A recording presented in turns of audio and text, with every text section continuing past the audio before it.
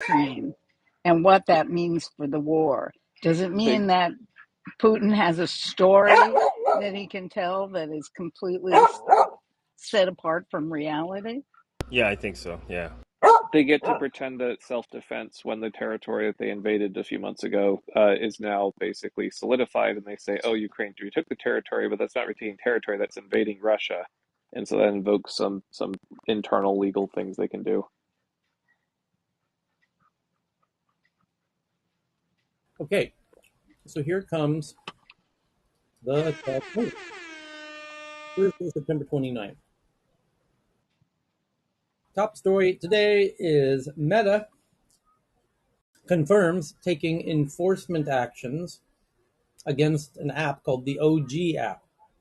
What's the OG app? Well, it offers an ad-free Instagram feed as developers of the app say Apple removed the App Store app.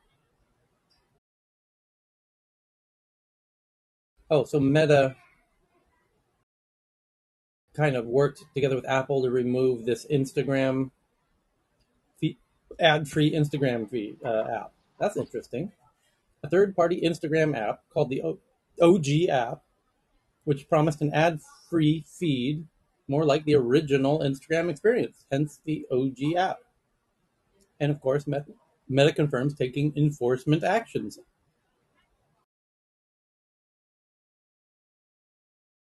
Okay, even though they YouTube have probably, something similar for the Android version, right? Like, but I'm imagining it might not, there might, by the letter of the law, they didn't violate anything. That's interesting. Yeah, it Google, feels like some YouTubers similar app that's ad blocks the YouTube ad. I mean like YouTuber or something like that. But that's is this listing in the App Store, so not sure why they can't I remove think that. there's one U blocker or something like that that you don't Yeah, see advertisement a at lot all. of Yeah. similar products. I mean the So apps they can provide you YouTube content without advertisement. okay, okay, next up, Google announces new map features, including the ability to visually soar over some areas, 250 more landmark views, enriched neighborhood information. That's really interesting. And AR search, augmented reality search. Make no mistake, one of the first truly compelling AR experiences will be Google Maps AR with Street View and inside of buildings and shopping. And Google Maps is no joke. Google Maps is going to be Google's version of not a social network, but like an information network yeah. of businesses. And think of LinkedIn for businesses with a geographic component and an AR component and an e-commerce component. And you're soon, mark my words, this is a no-brainer. Today, Google pings me every goddamn day to add more photos to my Google profile for Coconut Beach. And that's not a joke. Every single day, they're like, can you please add more photos to Coconut Beach? I'm like, how many goddamn photos do you want, Google? Like, knock it off already. And how long before they start asking me for YouTube videos? Because they already own YouTube. And the videos would be very helpful. And what if the videos are 360-degree videos, that's a real thing. You can there's special cameras you can walk around with that allow the user to spin around in 360 degrees. And they're going to cover the entire planet with this. And they're going to incentivize people to do this, as they've already done. They've got these cute little games that incentivize people to upload photos for points and give reviews for points and yada, yada, yada. So, by the way, we got our Coconut Beach reviews back above 4.7. Thank you to everybody for helping with that. So I won't pester you for Win more. again. Yeah, let's wait and see what the Russian bots how they retaliate. So, um, Bless yeah, you. AR search, flyovers, enriched neighborhood info can be very interesting because this is a variation of web page building. There are entities that should have web pages that don't. It's far easier. I did it an hour ago. I wanted to know what time the restaurant near me closes. Rather than try and find their obscure website somewhere, you just go to Google Maps and you look at the Google Map profile page, and some other customer already put in the, opening hours, closing hours. Is there handicap parking? Is there free Wi-Fi, etc., etc.? Oh, but it won't be long before they even put the Wi-Fi code, and it'll be updated daily because Google will ask the customers who go there, "Is this the Wi-Fi code? Is it still working? Is this the bathroom code? Is it still working?" Because they know you're sitting there, and that's why they can ask you this question. So Google can at any moment ask everyone on the planet at every location, "Is this information correct about the place that you happen to be sitting at right now?" It's truly fantastic what they're going to be able to do with that power. That's truly powerful, and they're going to do some truly mind blowing stuff with that. Google Map is the only map that I think I cannot go without, and it is the only map that I share my location, to be honest. And like what you said just now, right? You look for restaurants there, not just operation time, but they have the menu there as well. Well, the other thing is they truly know how many people live in every neighborhood because of your phone. Yes. So they Like, can the do. best part is, Tyler, I just go Google Map, I just put yakitori and just enter, right? Because they have my location, so all the yakitori around me with the rating stars and with the price, like the price range, $1 or $2 sign or $3 sign, and like with respect to my house because they have my location, right? So it's so convenient. I don't even go to Tabelog or Guru Navi or any other app anymore. I just go Google Map. Oh, and nowadays they actually do promotion ads on the Google itself, so you can actually get some coupons directly from Google Map. So they're adding a new thing called neighborhood vibe, which they say the feature aims to help users decide what's worth exploring in any neighborhood by surfacing local gems right in the map. And if you're one of the local gems, oh boy, congratulations. You're going to have a very successful business as long as you can hold that position. It's similar to the old days of the Time Out books that people used to buy, Time Out London or Time Out Paris or Let's Go Paris, or all of these books that people would have before the internet, and it would tell them you know the the favorite restaurants and hotels in every little town. One thing though, Tyler, like this time there's this Russian bot who tried to give you very bad reviews and affect your ratings. But how are the usual, like the merchants going to prevent themselves from getting sabotaged? Say that again. I mean, like this time, your resort review was sabotaged by the Russian. Yes, Well, yeah. So how is Google going to help those merchants if there's really people such who a great question. intentionally want to sabotage their business? I've been really perplexed by this. How to? Oh, I'm befuddled. Google knows goddamn well the people that are leaving these reviews have never been here. So why allow them? Why allow people to review places they've never been to? So the authenticated reviews to me is really interesting. And by the way, Yelp had a strategy for dealing with this, which is you could review. What was it? You couldn't review on your phone. You had to wait till you got home on your laptop to leave the review because they didn't want you to be influenced by the store uh, saying, "Oh, leave a review right now and show it to us, and we'll give you a discount." So anyway, they're going to have to do something. You're right, because you could potentially get into extortion schemes. You get 10 people giving you a 1-star review, and they're like, we could now your business is dead online, so we can fix that for you, for the small price of 2 Bitcoin or whatever. So yeah. Anyway, now businesses are going to have to feel what SEO, what is really all about competing for the limited top space in these categories. Anywho, Yes, and Reputation Defender is going to have all kinds of competition from Google itself. okay. So the next topic is an Apple support document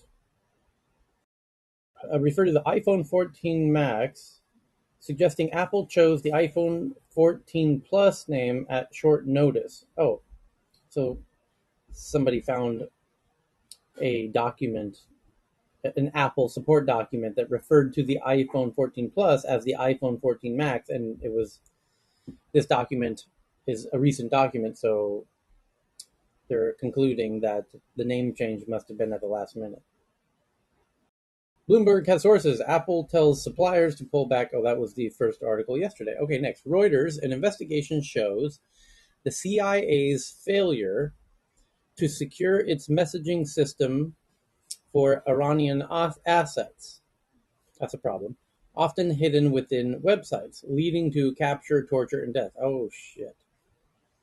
The spy was minutes from leaving Iran when he was nabbed. Oh my God, that's the plot of that movie with Ben Affleck, where they barely get out of is it Iraq or Iran at the last minute on that plane? Um, Pretty good movie actually. So somebody was was at Khomeini Airport in Tehran in 2010 preparing for a flight to Bangkok when he got nabbed on his way out because the CIA didn't keep things nice and tidy, and the Iranians figured out when somebody was a insider, and that's unfortunate. CIA's failure to secure its messaging system for its assets in Iran. Okay. AP says Amnesty International says Meta's algorithms proactively amplified and promoted content on Facebook that incited violent hatred against the Rohingya in Myanmar. Oh my God, not again. This is at least the fourth time I've read this headline about how Facebook didn't do enough in Myanmar on the border of Bangladesh with the Rohingyas, where in that part of the world, which is down the street from me, Facebook is how everyone communicates. Period. It's how people sell things in terms of you can put the marketplace app, which people don't really use in the West, is very, very utilized in Southeast Asia, where people, if you have anything that you want to sell, like a rice cooker, you put it on Facebook Marketplace and it'll be gone in 30 minutes. And everyone's using Facebook for all kinds of communication exclusively. There's no alternative. So you can think of it as the town square and where you put up posters on the walls. People aren't really putting up posters on walls much. They're using Facebook. And so there was a culture clash between the Muslim Rohingyas and the Buddhist Burmese on the border with Bangladesh. And this is a crazy story, but it really got kicked off in that region when a lady got raped, and then there was a retaliation, and a guy got killed, and then it became like this Crips and Blood gang war, tit for tat, that just kept escalating. I'm really oversimplifying, but I'm really giving you the simplified version here. And this tit for tat was happening in Facebook. and people were taking photos and showing photos of look what this person did and look what this. They're using the tool that they have. Now, if Facebook had existed in the 80s when the Crips and Bloods were fighting in South Central LA, would we blame Facebook for the red versus blue, Crips versus Blood violence in South Central LA? Did conflicts of this sort exist before Facebook? Will they continue to exist without Facebook? Is Facebook actually uh, responsible for the cultural, animosity that it was brewing here in this region? Now, I'll grant you this: could they have done more to suppress the enraging animosity that was brewing? Sure, of course. They could always do more everywhere in the world with every negative thing that's happening. But do they have the cultural sensitivity to silence one side or the other? Who's really at fault here? And should Facebook be taking what if Facebook just silences all of the one side, the Buddhists, for example? You think that's going to go down without an issue? You can't really squash one side or the other without getting yourself in some deep doo doo with somebody. I really don't envy the situation. They are in this situation just by default, by being the easiest way for people to communicate in that part of the world, and very unfortunate. Um, but this accusation, to read it word for word, says the algorithms proactively amplified and promoted content that incited violence and hatred against Rohingyas in Myanmar. How's that exactly? Let's dig in. Let's see exactly how they actually promoted violence and hatred. Rohingya seek reparations from Facebook for role in massacre. Now that's hot. With roosters crowing in the background as he speaks from a crowded refugee camp. Well, yeah, hello from Southeast Asia, where roosters crowing in the background is so common you don't even know that it's going on most of the time. Every morning, 6 a.m. on the dot. The roosters are crowing everywhere around here, and that's just how life works. And this journalist, by saying that, kind of exposes the fact that they are not from here, because you don't even notice that stuff's going on after living here for a decade. You don't even hear rooster crows. You become completely immune to them. Anywho, so by starting the article with roosters crowing in the background, as he speaks to a crowded refugee camp in Bangladesh that has been his home since 2017, a guy named Wong, 21 years old, described what happened when violent hate speech and disinformation targeting Rohingya in Myanmar began to spread on Facebook. Quote, "We were good with most of the people there, but some very narrow-minded and very nationalist types escalated hate against Rohingya on Facebook. And the people who were good in close communication with Rohingya changed their minds against Rohingya, and it turned to hate."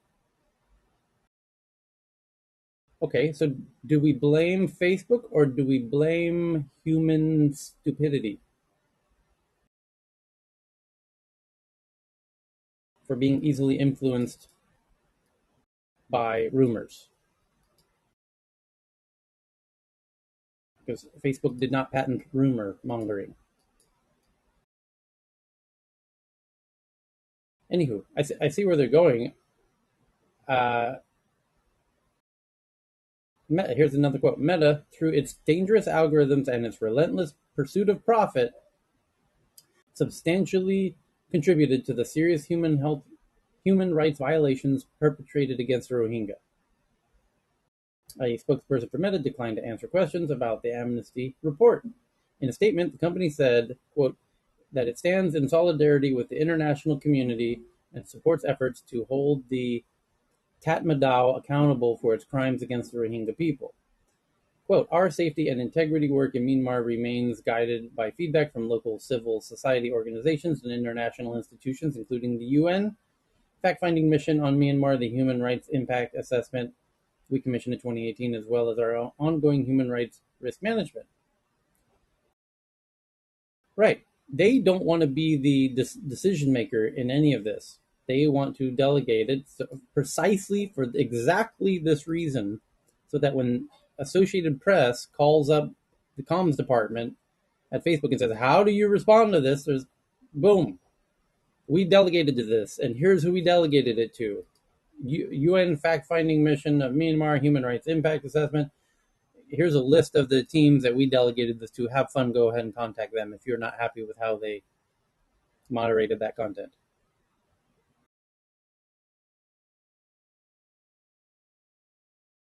That's it. They knew this phone call was coming at some point, and they knew they wanted to answer it that way, and that's why it is the way it is today.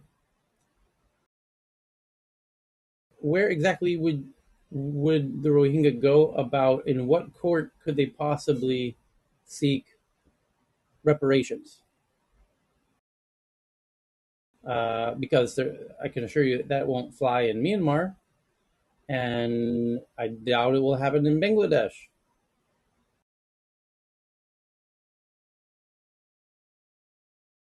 Unfortunate, any way you cut it. So Microsoft plans to end support for SwiftKey on iOS and delist it from the App Store on October 5th. SwiftKey on Android will continue to be supported. Okay, that's the where you rub your finger around the keyboard and it types a word. Okay. Meta details its text-to-video AI generator. Oh shit, get ready. Here it comes. We were just talking about this yesterday. Meta details text-to-video, not text-to-static image like DALL-E 2, which is taking the world by storm at the moment. Text-to-video AI generator, meaning make me a video of Donald Trump on a pogo stick with a purple sombrero. In video. Mickey Mouse style. Called Make a Video, which can produce 5-second videos with no audio. The model is currently private.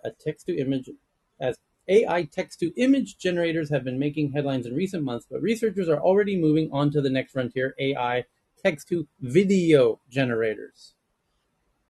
I told you this shit would happen. Lickety-split. Here it comes. Up next is music. I want to hear a Bob Marley singing a country folk song. I want to hear Avicii doing reggae. It's coming. So, by the way, this text-to-video is incredibly in the ballpark with text-to-VR. So you'll be in VR in a 3D environment that you can navigate spatially, and you can say, make me, Disneyland on a summer night, with everybody naked. And you can roam around, Tokyo Disneyland with everybody nude in VR. No and ride the Tokyo Disneyland. Everyone cosplay. They don't do nude like. right. Well, you can visit my version when it's ready. And anyway, so get ready. The metaverse is going to be the holodeck. It's going to be truly wild. You're going to be able to speak any idea into a sort of navigatable, embodied experience. Wild. Okay, next Does up, it say who owns it, Tyler? Meta, Facebook. I mean, that's going to reduce usage if you don't own what you're generating. I see what you mean. Like copyright. Facebook's gonna say, yeah, we'll let you use it, but we're gonna own it all. Like Facebook is very shrewd when it comes to things like this. So they give Did you pin this one to the top? You did. Okay. They give a really cool example. It says Meta's new text-to-video AI generator is like DALL-E for video. Just type a description and the AI generates matching footage. A sample video generated by Meta's new AI text-to-visual model called Make a Video. The text prompt used to create the video was a teddy bear painting a portrait. And it shows a video of a teddy bear painting a portrait of another teddy bear.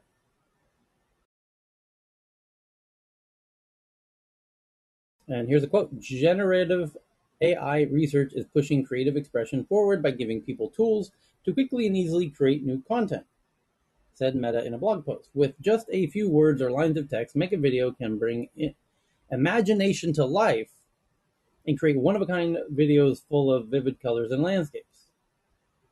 In a Facebook post, Mark Zuckerberg described the work as amazing progress, adding, quote, it's much harder to generate video than photos because beyond correctly generating each pixel, the system also has to predict how they'll change over time. So the whole profession of content creator goes away. Almost. I don't see the point in flying across the world, booking hotels and lifting drones into the air to capture, footage when you can say, hey, Facebook, make me a video of, me Egypt, yeah, exactly. me sitting on top of the pyramids of Giza, which would, by the way, you would be put in jail for doing that. But you can make a video of it. But Dr. Francine, do you call that profession or do you call that hobby? Because most of them are gig workers anyway, right? It's not, they don't really do it, of course Oh, it's there are many people who full time. define themselves as content creators Full and time. full time. Mm. They are full time content creators, Oh, there's plenty. and that and YouTube is where most of them are, but they're all over the place. But I thought they usually started it as a hobby, but one or two, get hit big, and then they just, if they have a steady source of income, then they just give up their day job. So it usually started with hobby, right? Yeah, that's exactly what happens. I mean, I'm not saying that everybody who wants to be a content, there are two things that all young people seem to want to get into now. They either want to be content creators or influencers. And these are, it seems to me, uh, occupations, should we call them? Maybe not professions, occupations, um, that are not long lasting in the way that older occupations used to be, like, say, home builder. Well, one thought is that this will obviously quickly advance this technology, and you'll very, very quickly be able to make a viral TikTok video snips with this tool. And they give a whole bunch of examples in the link that show up into the top of the room, like unicorns running on a beach, bada boom, bada bing. You got a video of unicorns running on a beach, and clownfish. So early adopters of the technology have the advantage until everybody has it, in which case it just goes away as an advantage. Right now, In this case, I would say the tools are pretty like GUI friendly. So some of them have actually been made to be much more accessible to the general public. So they give an example of a robot dancing in Times Square, and then bada boom, bada bing, you got a video of a robot dancing in Times Square. Now,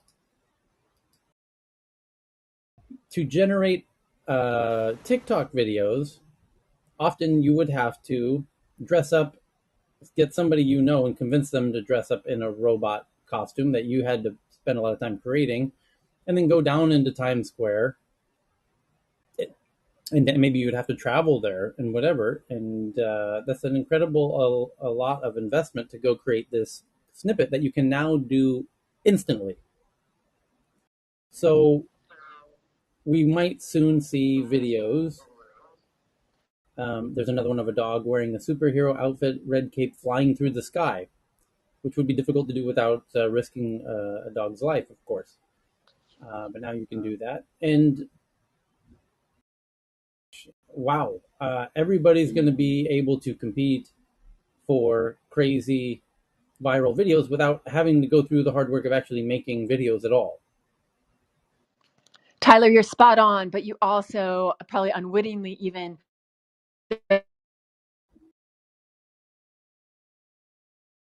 so in the voice first world, there's the nomenclature of TTS, and TTS is all well known. It's text to speech.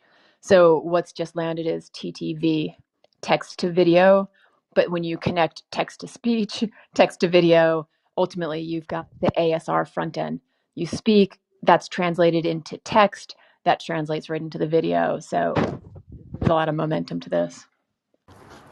I think this is going to affect probably like places like the Fiverr marketplace where you buy, somebody makes a video or a graphic for you for $5, $10. I don't think professional content creators are going to be that affected. I mean, quite frankly, I had For a Adobe Photos. while. Yeah, I had Photoshop like early on, and I thought, oh my God, I'm going to be making these beautiful graphics. Well, guess what? I'm not creative. So I could take two images, put them together, and it looked like crap. And then you give it to a content creator, and it's this beautiful design. So I don't think you're going to eliminate those positions. So, Dr. Francine is Ken. I was going to tell you that I actually think home builders are actually an analogous situation, not analogous, as you're trying to point out, with creators. Because one of the issues with creators to actually generate an income over time, they have to keep creating. There's no annuity. You don't you. It's not like other businesses that, like, if you're an insurance salesman or a stockbroker and you get trailing commissions for life. Okay, same thing with a home builder. They constantly have to build homes. They can't rest on the laurels of the homes that they've already built. And the same thing with creatives, they have to keep creating. And that's why I've seen that actually happen on YouTube, that people who had like millions of followers stop, Burn out. they burn out and they fall off. So it is actually much more analogous to a home builder, than you might think in that regard. Well, that's such a great point. So there are very few professions that are going to have a trailing income stream. But more important, we're all going to be living in a created world. There's going to be very little left of what we used to refer to as the natural world. Or, like, right? Is there a natural world? Yeah, This but is, I would again, the I would nature of an reality. example with the trailing, but let's say it wasn't exactly that. Let's say you've got a medical practice or you've got a law practice. Yeah, you have to constantly get new clients, generally, but then sometimes you have clients who are recurring. So they're not necessarily like an annuity, like a trailing fee, like an insurance salesman for an annuity. But I mean, there's sort of like a business that you build up, and after you build up a business, it has a certain automation to it. But home building is definitely not that. Home building is you constantly have to build the new homes. Okay, so it is very much like the creatives who constantly have to come up with new creations. Unless you do what they're doing in Arizona now, which is building entire subdivisions of homes that they never sell. They just keep renting them out over and over again. Build once, rent often. That's what they do.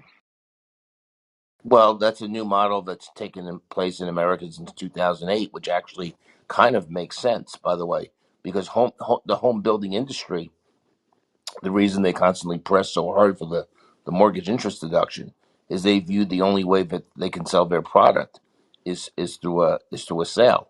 Now, if they can build single family homes and make them rentals, then they don't have to worry about that. So it is, and you have these big public companies now like Innovation Homes, institutional investors that are basically buying up single family homes with the intention of just making them rentals permanently. And there's obviously a lot of pushback on that because of the American dream of home ownership. Is they're taking a lot of homes off the market for people to buy, because they're now permanently rental market. So that's a change in Yeah, 2000. that's really interesting, Ken. I wish you would come to my Karma Club this morning. We're having a room on homelessness in America and how to solve it. I actually worked in those issues when I worked for the New York City Housing Department. I saw you were doing that room, and I can only do it if I can come in at the very beginning and leave, simply because I've got other things to do today. I can't hang out for 2 hours. So, Okay.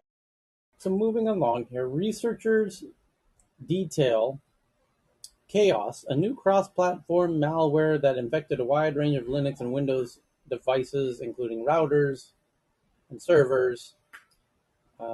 So watch out for Chaos if you're a Windows or Linux user, which most of the web, a whole lot of the web is at.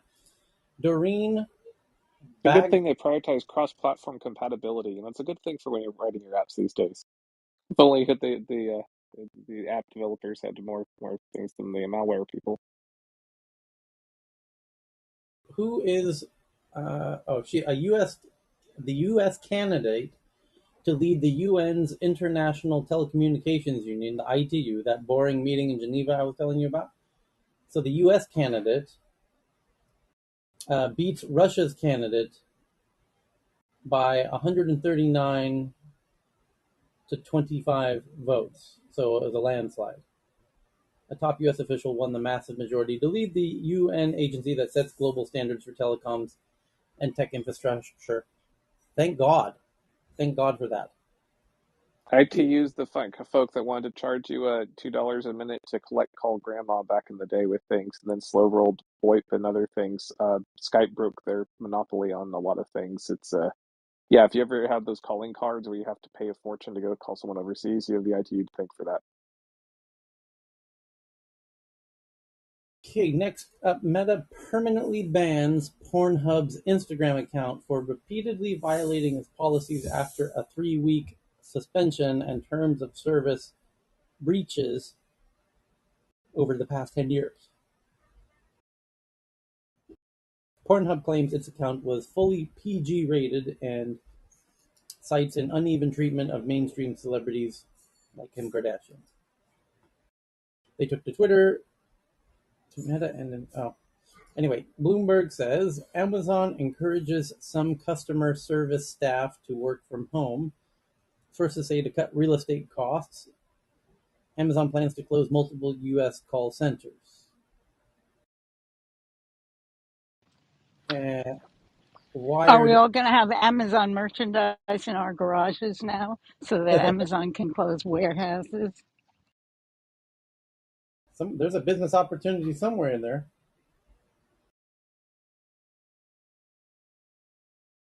Okay.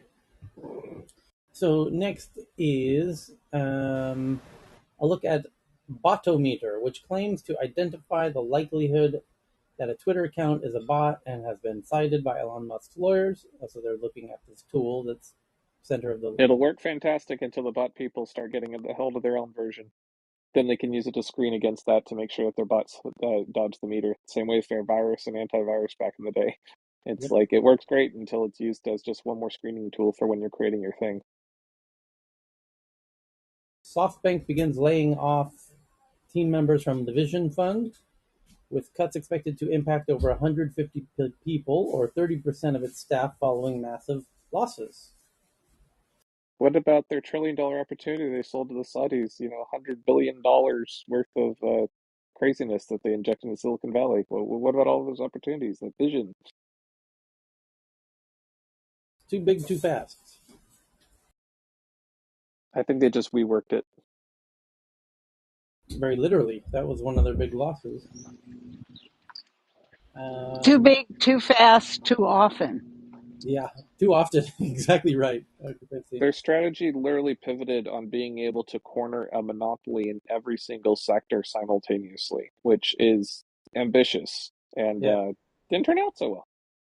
yeah. Okay, a Jakarta-based startup called Traveloka, Southeast Asia's largest online travel startup, just raised $300 million from BlackRock. So kudos to a Jakarta startup, now a triple unicorn. That's very cool. Swift, the international cross-chain, the international, what do we call Banking joy. it? Banking, yeah, your Swift code that you have for your bank to do international payments. It's a thing Swift, they haven't updated since the 90s, but we still keep it around because reasons. yeah, Swift is working with blockchain data provider Chainlink on a cross-chain interoperability protocol to let Swift messages instruct on-chain token transfers.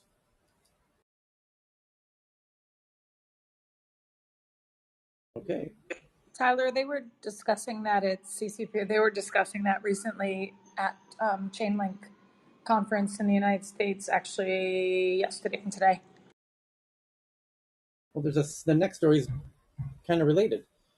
Block, which has its Bitcoin-focused project called TBD, partners with Circle to build infrastructure for cross-border dollar-linked stablecoin transfers and savings. Tyler, do you know how Circle came to be, right? Remind me. Circle came to be back in 2017 and 18 when Polynex got a lot of people involved in it. And then Polynex was bought out by this company called Circle, but Circle's funded by Goldman Sachs. So it's, as much as things change, they stay the same. So yeah, Circle's a creation of Goldman Sachs. It's like an offshoot that came in to sort of get involved in the crypto space back in 2017 and 18, and clearly now they're forging forward because they're also now seeing the impact on the monetary system worldwide. You see the yen, you see the pound, you see the euro going next, and it's only a matter of time where the dollar becomes that as well. And Jack Dorsey is leading the charge in his Messiah sort of way. Not to insult the Messiah in any way, God forgive me, but just as he was in the Bitcoin conference, he was very, very adamant about what he was doing. He was very focused. And I'm quite curious to see where he's going to take it and who's going to side with who as this unfolds. Google revamps shopping with 3D images, shoppable looks, buying guides, and more personalization. A more personalized shopping experience. At its Search On event this afternoon, Google announced a number of shopping-related changes and new features across areas that include visual shopping, personalization, and buying with the help of a trusted reviews. The additions aim to help the company better attract online consumers to shop on Google instead of starting their searches directly on Amazon, as has become the norm for many online shoppers today. And this is here. Did I not mention Google has the Google Maps thing is far bigger than people are probably realizing. It's not just about like how to get to the library down the street, because every location has a page and a profile that will now feature their inventories that you can buy from directly. Instead of going to somebody's Amazon page, you go to their Google Maps profile page, which the company itself doesn't even have to keep updated because all the customers will keep it updated for them on their behalf. Yeah, so Google's getting into Amazon land.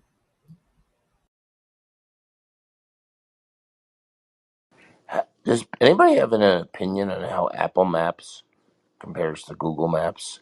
I mean, I've heard some stories that maybe it's not as detailed, but it also It's Apple less. Map is hopeless in Tokyo. I only rely on Google Map.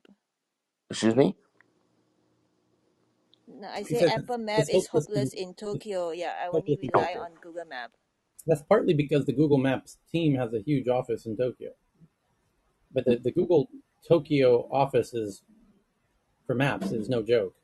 They do some really. Yeah, I've been there for lunch, Tyler. They serve free flow Kobe beef and sushi. No. I heard that the Google Maps are better, but I also heard that the Apple Maps may use less data if you're like you're driving around and you're not on Wi-Fi. If you're on Wi-Fi, it doesn't matter.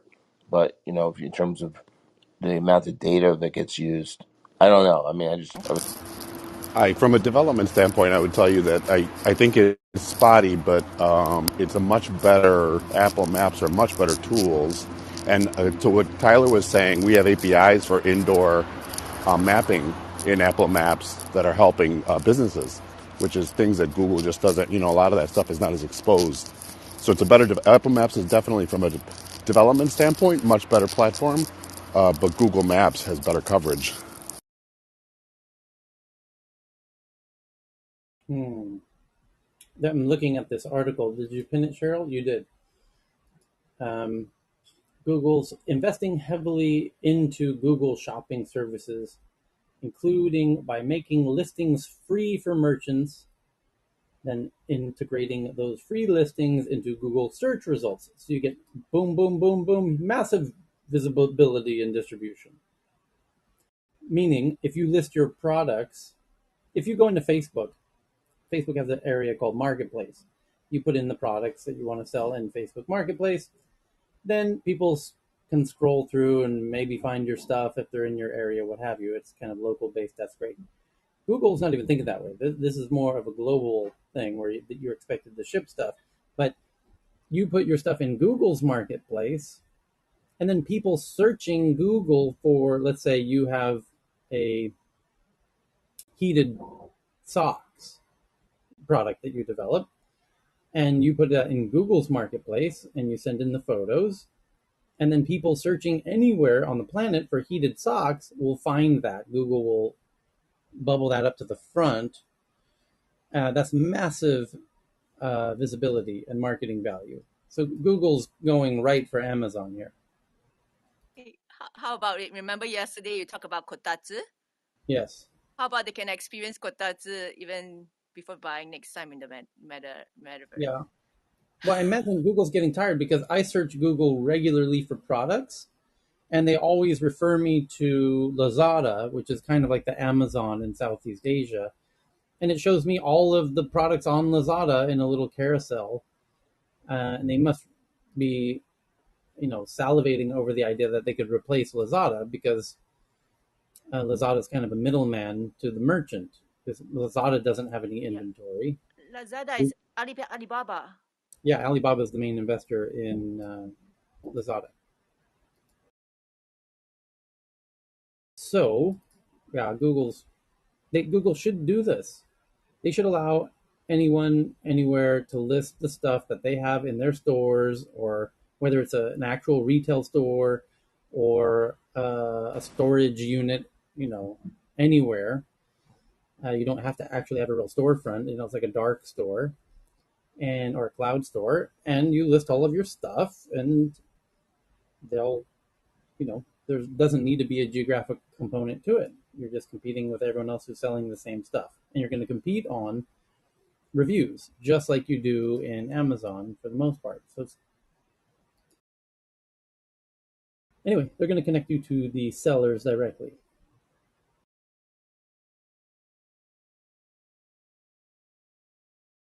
Yeah, they're going to go big on this. Oh, they show it right here.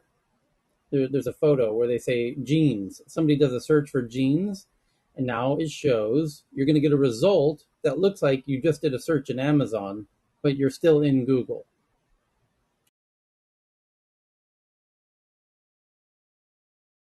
So now when you search for jeans, you're going to be able to see tons of people selling tons of different types of jeans with the prices, with the review stars right next to them.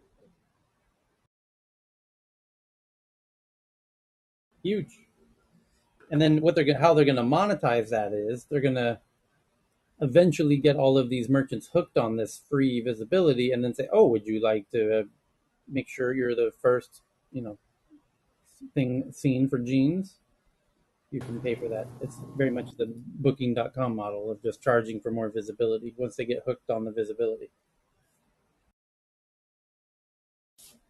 Okay, interesting. And they have the benefit, by the way, that Amazon doesn't have, which is you're constantly searching Google for everything already, anyways. They already know all of your other searches that you're doing. So they know that you're likely to buy your kiddo bike, next month long before Amazon would ever have an idea that you might do that.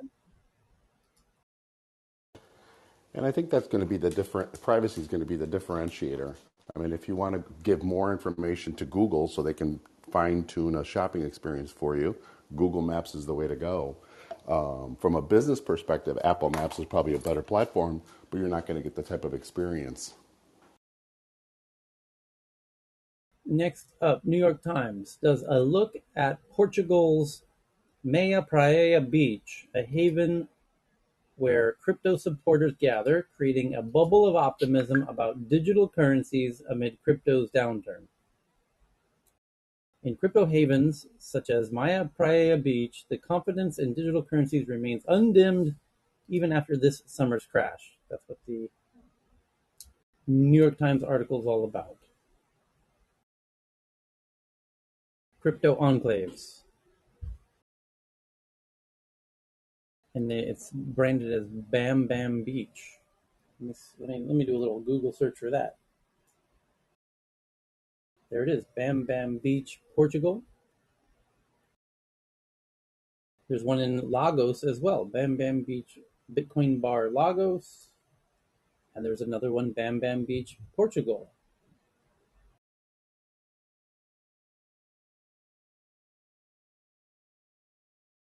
Where's it? Oh no, that's the Lagos one. Okay.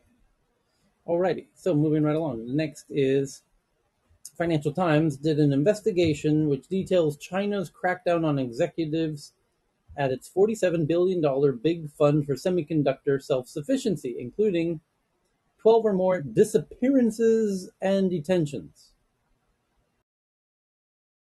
The sudden disappearances in July of a bespectacled former vice president of government fund manager was a warning of a coming storm. Yeah. So China is not at all happy about the fact that they still can't figure out how to make high quality semiconductors. They must be absolutely fuming about this. It was a $47 billion fund set up for this. And now they're cracking down on the executives and they want answers. Why aren't we able to produce the semiconductors that we're going to need now that we're being blacklisted by the rest of the world who has this stuff? And we spent the last few decades, doing cyber espionage and actual physical corporate espionage. And now they're on to us, and now we can't use our old dirty tricks anymore. So we actually have to cook this shit up on our own this time. Well, let's get this party started, guys. Here's 47 billion. Let's figure out how to make these chips. And they can't do it. And now they're cracking down. And there might be some corruption. No doubt there is. That's how China operates. But this plays right into the whole big. There is no bigger drama unfolding on planet Earth at the moment as the West departing from China at the moment before it can get its hands on the power of the chips. Because if once it was able to do that, then we will have a truly formidable foe on our hands. And that's why this timing was rather urgent to pull off this rather rapid divorce that we're now in the middle of. This very messy divorce that's unwinding as we speak. Hey, Tyler, there's a breaking story right now in the Wall Street Journal. Okay. It's not tech related, but it's kind of related to what you're talking about. It's in your your part of the world about all sorts of corruption. I just want to read a little bit, and maybe you can help me and everybody else, kind of, because if you have any insight here, because it involves Thailand. So if I could read maybe a paragraph or two here. So it says the Thai police made one of the highest profile arrests in years of a Chinese casino kingpin when they found, I hope I pronounce this correctly, Shi Zhang eating dinner at a Japanese restaurant on the outskirts of Bangkok last month. Mm-hmm. Authorities say Mr. Shi, who has been sought for nearly a decade on an international arrest warrant, is behind an illicit gambling empire.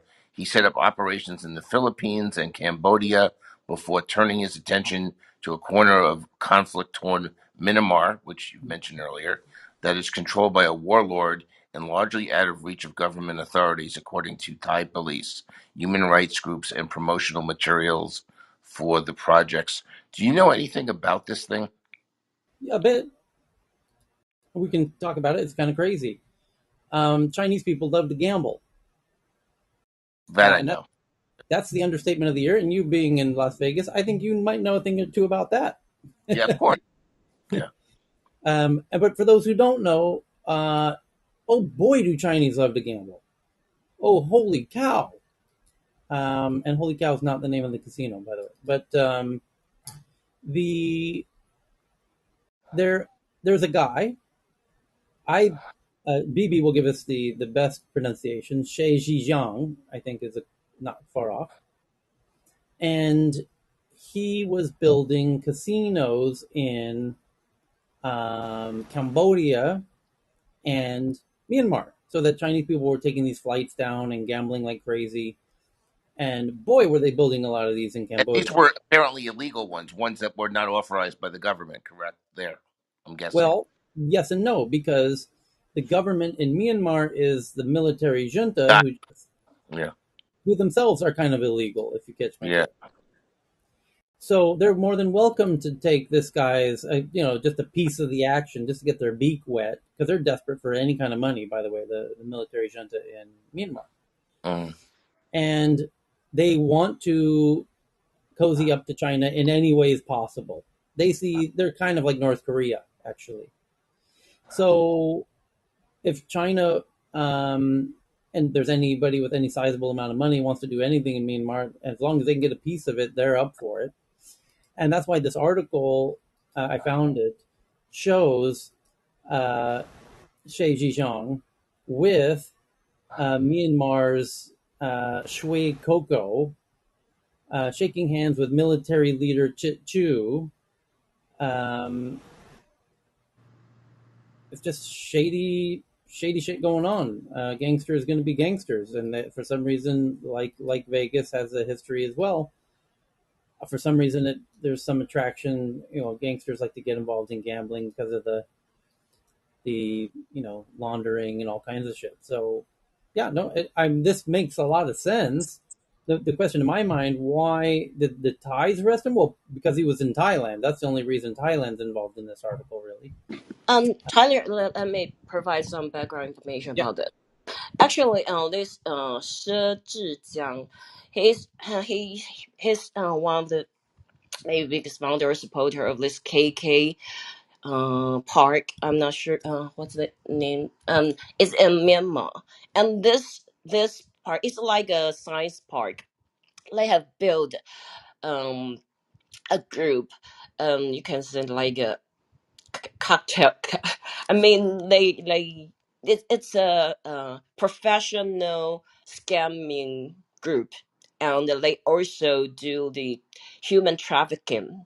And it's very the news went very big last month in Taiwan as well, because they have already gone to this far, because the Chinese people originally, this was built by Chinese against the investors, and they originally tried to do the online gambling and some scammings, of course, but mostly on gambling. But during the pandemic, late Chinese government has forbidden the citizens to go overseas, and originally they cheated their Chinese people, especially on the southeast side province of China, to go there to do all this online gambling. Of course, they cheated in this online gambling site, or the crypto. They, of course, it's a scamming as well. So the cryptos and the online gaming was originally the biggest business here, but since the collapse of the economy and more people know their trick of scamming others, so they were lack of human, I mean labor. So they try to scamming. I mean, they try to cheat Taiwanese to go there because they need some people, and they need people who can speak Chinese, and they like lure people from Thailand and Malaysia and Taiwan, China, mostly. from this area because just as I said, they need people who can speak Chinese. So the She Zhijiang we just mentioned, he's the one of the biggest supporters here. And now China government, they got the pressure because even the NGO or some anti this scam organization from America slips pressure that you must finish this park because people there, if they don't work for them, because most of them in the beginning they don't know, they were cheated, they were they were offered normal jobs like we are legal online gambling company, or we are the startups on crypto. So you come here and you don't need to have experience. We'll teach you all, and we'll give you like a free thousand US dollars a month. And if you're doing good, doing well, you have bonus. So but it's all just words to uh, cheat people to go there. So if they don't work as they older, they will be like got raped, got beaten, all sorts of this abuse. So this year around, I think it's around August or July after that exposed. So the military in like Myanmar, there are two biggest park like this. One is just I said KK Park is in Myanmar. Another one is in the uh the Tyler, sorry, what's that country that I mean on the east side of Thailand, left side is Myanmar, is Cambodia. yeah, Cambodia. There another another one is Cambodia in the Sihanouk. Laos. Yeah. And then Laos as well. Laos is on the So north side, yeah, northeast. so it's all around Thailand. So in the end, some even try to say the job is in Thailand, but as long as soon as they arrive to the airport, they will be sent to those places by bus. So that's why this guy, Chinese government final decided they have to get off all these guys. They don't want, and of course, the crypto is a way to launder the money. So this has happened for years. It's not just this year. It is this park has been at least 5 years. I don't remember it's around 6 years. They this park, this buildings, it's like a small community. They have all these 10, 12 high buildings all over there, and it's like forted. They have all these high walls, and they have military, they have their security guy with guns, so nobody can run from that easily. So but Taiwan is, if they know it's easier if, because if they ask for the ransom, most of Taiwanese will pay the ransom very quickly. So in the end, like it's like both. They cheat you. They offer a false job, and you don't know. Then you go there. Then you found, oh, I was trapped. Then they say, okay, you can pay for your own ransom and send you back. So it's like you pay for your own job, and it's not sure it can come back safely or not, because even right now there is said it's more than 1,000 of Taiwanese are still missing. So in Thailand, in Malaysia, in even now, even there Myanmar, or citizens uh, are missing. So the government, they organize a joint operation, but not very officially one, because like Taiwan, we don't have uh, official diplomatic relationship between there, so it's very hard for us. So that's the background there. So it's like it's expansion of this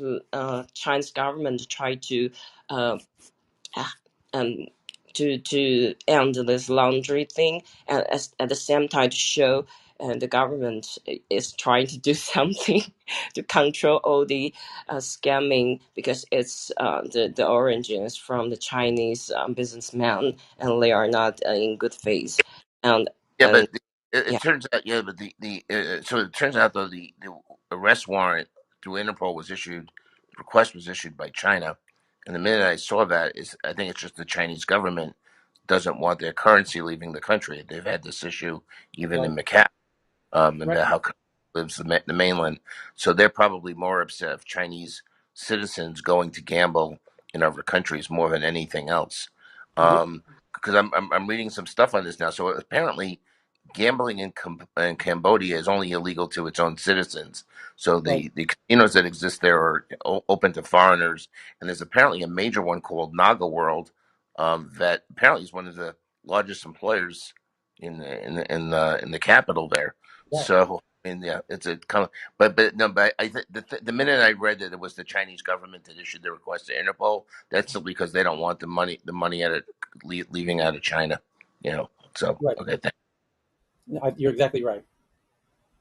And we and should mention that one of the big draws is that, in addition to getting money out, as much as Chinese love to gamble, it's still illegal, largely, to gamble in China. And so they take these short trips to Sinukville, as BB was saying, which that was probably the fastest growing geography on the planet Earth in the history of planet Earth. The so transformation of Sinukville from a fishing village into the size of Macau. yeah, the hypocrisy on in China with gambling is incredible because obviously Macau is part of China. It's a special administrative district, just like Hong Kong, and obviously they have the casinos there, but they've authorized. Um, but they have limitations. I mean, even before COVID, there were limitations on getting visas to go to Macau. I mean, now there have been more limited since COVID. But what's interesting is I've done some stuff there. You even though Macau is part of China, you cannot market using the word casino in Hong Kong or the mainland. You could legally cannot market the word casino to go to Macau. If you want to go market Macau in the mainland, you could only talk about the non-casino amenities. You could talk about the hotels, you could talk about the restaurants, but you cannot talk about casinos. You cannot, collect the gambling debt certainly over there, which is why they ended up with the junketeers and all of that. But I mean, it is an amazing hypocrisy. That's kind of like it's part of our country. I mean, and she's gone over to Macau, okay, but you can't actually market the casino part of the complex in the mainland. I mean, yeah, it's crazy. Thanks. Okay. I went over to the Wall Street Journal to find that article that Ken was talking about. On the top story on the front page of the Wall Street Journal by far right now is Hurricane Ian tears through Florida, leaving millions without power. Millions of Floridians without power. Don't let it happen to you. Also high on the list is mortgage rates rise to 6.7%, highest since 2007. By the Okay, way, Tyler, will hurricane actually disrupt the solar panels? As I mean, get damage the solar panels too if it's too strong. if you build them correctly, it'll be they should stand up to um, some pretty strong winds. Yep. Sometimes it's not about them being blown away, right? It's about like flying objects hitting on the panels Too sure. to correct. I mean, When will you we get really see the 140 damage? mile an hour winds, Tyler, there aren't too many things that will withstand that. So, Mm. um, True. By the Yeah. by the way, the Yeah. stock If, the if Nasdaq and the Russell 2000. I mean the whole market, but particularly the Nasdaq because that's where the companies are. Russell 2000 small companies. That was down over 3% as we were talking. It's come back a little bit, but it's still down like 2.8, 2.9 single day. That's an incredible movement down. By the way, it really is. I mean, that's a very big movement down to be down 3% in a single day. Now we don't know how the market's going to close today, but right now it's down about 3%, and that's a very big move in one day. Yeah. Okay. Before we still on the Wall Street Journal, there was a really interesting one on the front page about Pakistan probing another attack on Chinese nationals in Karachi. And the article starts off by saying Pakistan has seen a series of attacks on Chinese nationals in recent years as the Chinese presence grew alongside Beijing's investment program, the Belt and Road Initiative, in its close ally Pakistan. Both ethnic separatists and jihadists have hit Chinese personnel and interests. Pakistan has been a showcase for Chinese Global Belt and Road Initiative, which builds infrastructure, la da da. And long story short, the Pakistanis don't really like what's going on with all of this Chinese influence, and they're fighting back, and it scares the living shit out of China that the Pakistanis don't, welcome them in the way that they would hope. Because China needs Pakistan with a capital italicized, all caps, gold 80-point font needs Pakistan so it can do land transport of its energy without going through the oceans, because to go through the oceans, you got to pass by India and everybody else, and good luck getting that ship home. So, back to the tech headlines. We went on the porn. Oh, an investigation details Chinese crackdown on that big semiconductor fund. Okay, yeah, they're panicking because they can't figure out how to make chips because they can no longer steal the do corporate espionage and cyber espionage. And yeah, they're going to start panicking. Pornhub tests a chatbot in the UK that sends users searching for CSAM to a service where they can get help. Oh, that's cool. The bot intervened 173,000 times in the first month. Holy smokes. So let me unpack that for you in plain English. Pornhub set up a chatbot so that you can, instead of searching like a Google search, you chat with the chatbot.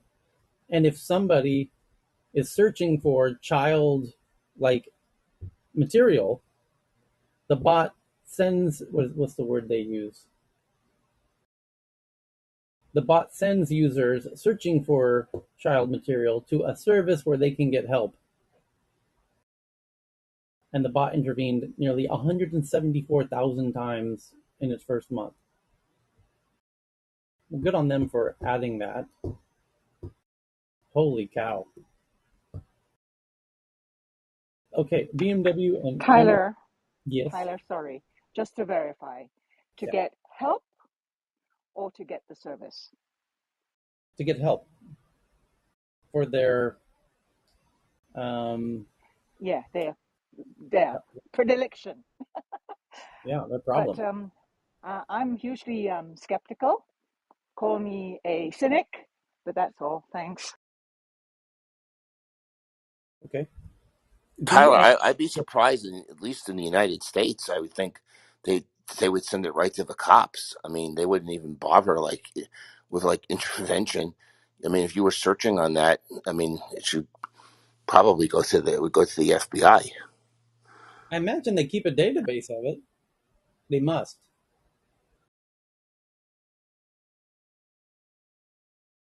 The chatbot appears when someone searches for any of 28,000 terms.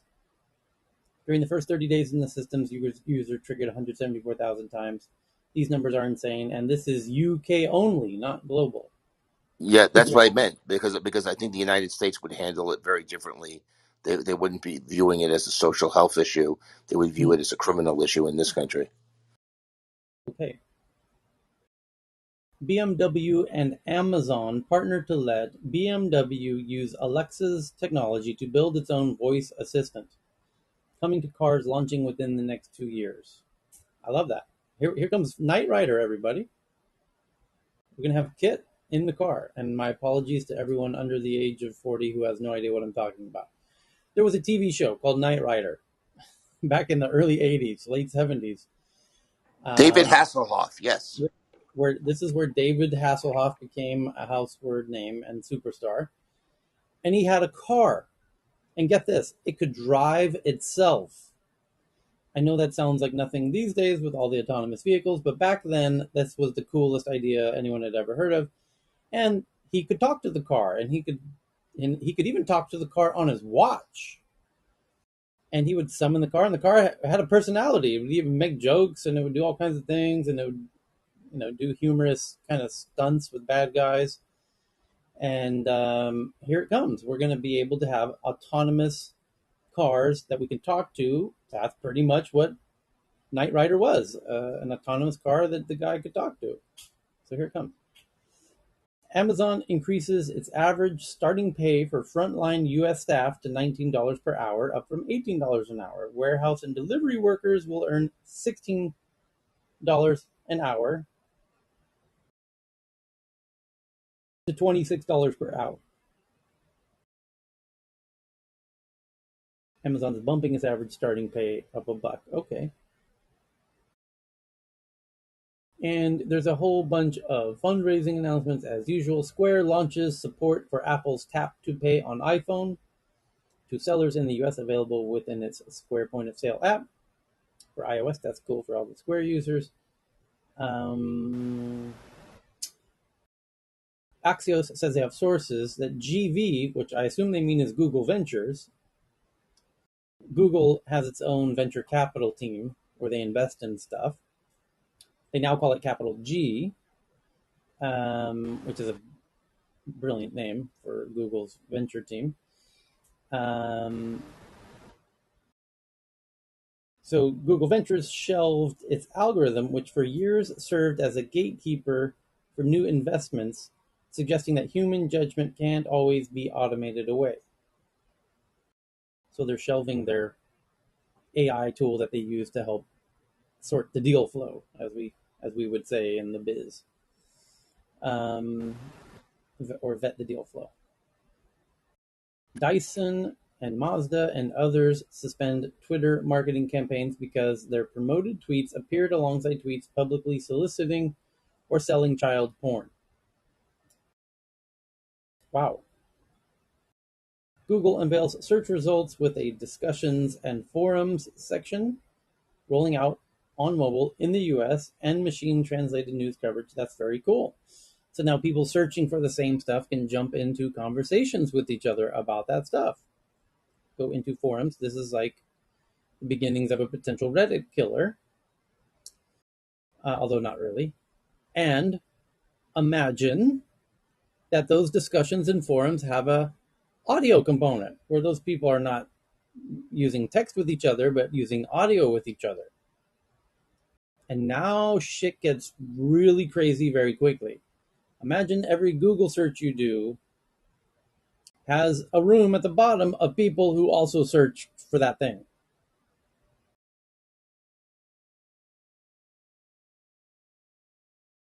Where no doubt people would be pulled in if they have expertise on that topic, and the conversations would be recorded and transcribed, converted into text, and searchable for other people who do searches later, months and years later, would be able to find the conversation that happened in that room. And they would be forwarded to the moment in that conversation that was most appropriate to their search, just like they're starting to do in YouTube videos. And now you can see why Google has always been the ideal acquirer for Clubhouse. Because Clubhouse is creating the future of search, where you at some point, at scale, you will have a room for every single Google search term, which is tens of millions. Imagine tens of millions of rooms all the time, always live.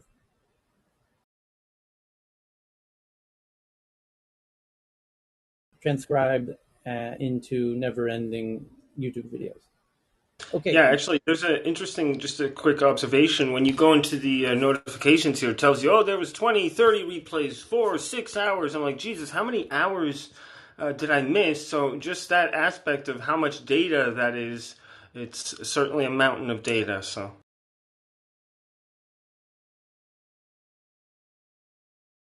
Okay, next up, Google plans to expand its Google Lens tool, which lets users search using an image. So you can now have the image as the input of the search instead of text. And Alexa gets smart home features like a multi-view stream and scheduling. Amazon says Alexa triggers 30% of smart home interactions without users saying anything. Amazon unveils a refreshed Fire TV Cube media player and a whole bunch of other hardware. Um, Tyler, can I yes, comment on Alexa? yeah. Because sorry, I joined in when you were talking about the BMW and Alexa coordination, and I can comment on it because yesterday the I have a BMW iX, which is an electric SUV. Their voice sensing and the response is so much more accurate than the Tesla uh, audio thing. Yesterday, the car suggested, would you like to enable auto reverse system, which I didn't even know it had. And then the car reversed itself. And when I was driving, the audio, my earplugs fell down. So I kind of, tried to reach them and moved a little bit slightly on the right side. And the car told me that the driver's view was not sense, so the car is going to stop in terms of emergency stop, and started decelerating. And I had to do like series of action to let the car know that I was still there by touching the steering wheels and stall, having my eyes on the road again. So this Alexa thing, it's much more sensitive than the Tesla, car FSD system, and it also is more responsive. The commands are so much more lenient. Like I can talk normally, so it's more human-like. It can respond in a more human-like fashion as opposed to the Tesla. So the comparative, analysis for me is much more, advanced. And I think Alexa, the capability Alexa has, similar way the BMW, uh, is so much more perceptive and does things even without me asking for it. It kind of perceives what you need and gets the car ready or change the temperature or the volume and things like that. So I was pretty surprised. And now I know the reason because I didn't know it was Alexa like thing. So their technology is totally far superior to any other voice activated system that I have used in the past. Like several years ago when we started the EMR, the electronic medical record system through the Dragon, which you had to train. Like I had to spend weeks and weeks to train the Dragon for transcription because of my accent. It was not, transcribing correctly. Coming to now, this car is able to not only understand the accent but execute things and respond in a very lifelike fashion.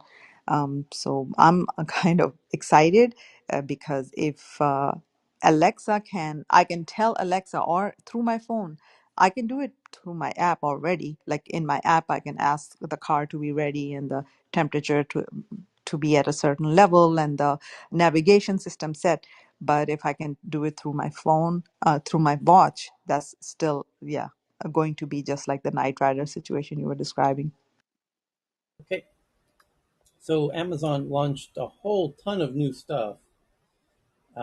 I'll just blaze right through all of these. Amazon's $1,000 Astro robot gets pet detection, the ability to check specific windows and doors, Ring camera integration, and an SDK for 3 universities. Okay, that's a curious SDK. The upgrade doesn't make Astro a must have, but it is rooted in AI technology that could allow the robot to learn all sorts of useful things about a person's home by looking around and receiving instructions. Hey, Tyler, can I just quickly mention something on Amazon as today's Thursday, at least in the United States? For those that don't know, Amazon now has the rights to Thursday Night Football that they got from Fox, and it's only been running now for 2 weeks in the early part of the football season. Maybe it's 3 weeks now. It's been a massive success for them. They got, I think, 12 million viewers last week. And I don't have the data right in front of me, but I'm gonna as a size it for you. They're saying that Thursday Night Football has led to more activations of Amazon Prime than anything else they've ever done. Meaning even more than Prime Day. That's how important football, Thursday Night Football, is for Amazon. It's actually got that many new memberships for them on Amazon Prime, because once you have Amazon Prime, you get to watch Thursday Night Football for free, and it's the biggest thing they've ever done in that regard. So I just wanted to mention that. Wait, hey, Ken, I just jumped in. Did you guys talk about Apple buying the halftime show for football? We did the other day about Okay. the Super Bowl. Yeah, yeah, Yeah. from Pepsi. Yeah. Yeah. Okay, so the next one that I have up here is, Amazon unveils its fifth generation $50 Echo Dot. Amazon debuts Amazon Roadside Assistance, accessible from the Alexa app, Echo Auto, and other Echo devices for contacting a local roadside assistance provider. So that's what you'll do with your broken autonomous car. You'll tell it to call a mechanic to come out and fix it, or a tow truck. Um, Or if Amazon you have a Tesla, it can drive you all the way to the hospital. Amazon unveils a $140 Halo Rise, a bedside sleep tracker that uses contactless sensors, coming later in 2022. That sounds pretty cool. Amazon unveils $340 Kindle Scribe. And that's it for the Amazon announcements. And last of the big announcements today is OpenAI removes the waitlist for DALL-E, giving everyone immediate access. So you can create fantastic images as you would. And now we go into the tweets. Did anybody have a tweet today that they want to make sure we get into? I got a bunch here. I got about the AI day tomorrow for Tesla unveiling the Optimus robot, 125-pound robot, which is able to lift around 150 pounds, and just looking forward to see what it can do. The event is happening in Palo Alto, California. Hey, Okay. Tyler, I tweeted something out that you've spoken about. I think a lot. We've spoken about this in this issue in this room. Facebook apparently told some human rights groups that it's only going to release some I mean, they didn't use the word sketchy. I can't think of the right word in front of me, but like superficial, whatever data regarding human rights abuses in India. Actually, let me actually read to because you've spoken about that issue a lot with India. Since executives at Facebook parent Meta privately told human rights groups they wouldn't release more than a summary of controversial India assessment.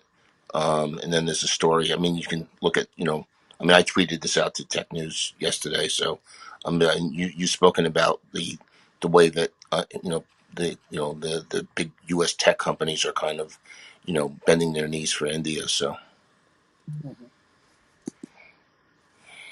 Okay. So Joe Williams found this one about scientists create AI-powered laser turret that kills cockroaches. Technology is open source and cheap to acquire, but its creator says it's a little dangerous. Well, yeah, it's a laser that can kill small animals or insects. Thomas Tong found this one. Engineers discover new process for synthetic material growth, enabling soft robots that grow like plants. An interdisciplinary team at University of Minnesota Twin Cities has developed the first of its kind plant-inspired extrusion process. Very, very cool. A bipedal robot named Cassie sets the Guinness World Record for the robotic 100-meter sprint. And obviously, the first thought that comes to mind is how long before bipedal robots run faster than humans? And that will be an interesting moment. And at what point will robots perform sports in more impressive ways than humans? Well, they already do with ping pong, by the way. But and it's fascinating to watch. But will we watch robots playing basketball, for example? Because they won't miss when they shoot. There will be new kind of sports for robots in future. Robots Olympics. It'll be like some deep fake fantasy league, and we'll have the teams simulate in crazy sports or variations like that. It's just going to get insane. Okay, next up, Thomas found this one, that drinking 2 to 3 cups of coffee per day could have surprising effects on longevity. A new study suggests consuming coffee can lower the risk of developing cardiovascular disease and dying early. So you have more to live for, anyways. You have something to look forward to in the morning. And China's sixth generation fighter aircraft to have capabilities similar to NGAD, says U.S. officials. At their current pace, the U.S. will have to race to stay ahead. And Thomas found this one about a novel gene therapy could help children with rare genetic conditions walk and talk. The gene therapy that is administered directly to the brain has allowed some children with AADC deficiency to walk and talk for the first time.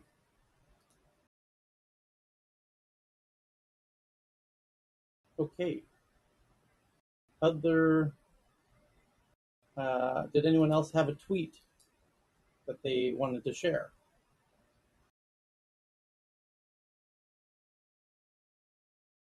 No? Okay. Tyler, there is one about the Chinese digital. It's said a central bank digital currency trial has is focused on the cross-border transactions has been completed. So it seems like they have finished the first stage of this cross-border digital yuan's settlement. Hmm. So I'm not sure how many countries have joined, but this seems to be a big step for the digital yuan for the central bank in China. Yeah. For sure. Their grand plan continues, which is right at the core of why the U.S. is now has Russia and China and Iran right in its crosshairs, because they're trying to throw away the dollar, and that ain't gonna happen on America's watch, or not gonna go unchallenged. And you could chalk up a lot of what's going on in the world today to precisely Russia, China's, Iran's grand plans of getting the world off the U.S. dollar. Tyler, let me supplement some. It said the multiple central bank digital currency bridge test developed by BIS included China, Hong Kong, Thailand, and the United Arab Emirates. Yeah. So right now, at least 4 areas. Yeah. Okay, I'm retweeting one right now from May. It says former Goldman executive predicts economic collapse. It says he's loading up on crypto. Macro guru and Real Vision CEO Raoul Pal says that he's loading up on crypto assets as he's expecting economic data to dramatically deteriorate over the next several years. Or is it months? Several months. Okay.